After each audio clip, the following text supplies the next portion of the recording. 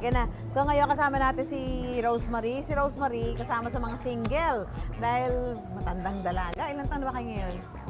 48 ba talaga? May pag-asa pa. Pero syempre sa ngayon, yung pinaghuhugutan niya ng saya niya, syempre, bukod sa pamilya niya, di ba? Ito kasama nga niya yung dalawang pamangkin. Nako, saan pa ba siya kumukuha ng panibagong sigla at ligaya ngayon, kundi kilig na kilig sa pambansang Bay, si Alden Richards. Kilig-kilig ka kay Alden? Bakit? Talagang crush na crush?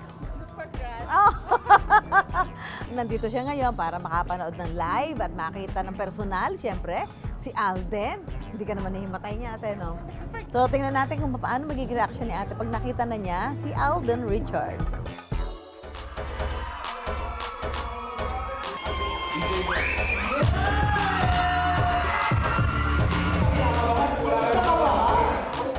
Kasama ang kanyang mga pamangkin na pagbigyan si Rosemary na mapanood ang variety show na Sunday Pinasaya live at sa front seat pa.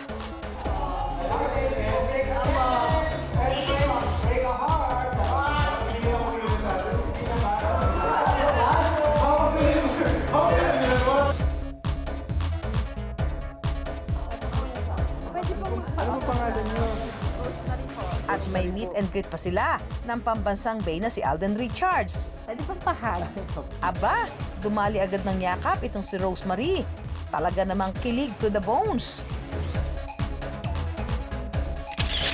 Nung nakita ko siya, tapos nakayakap ko siya, nakahag ko siya, sobrang nag-uuma po yung kilig to the bones.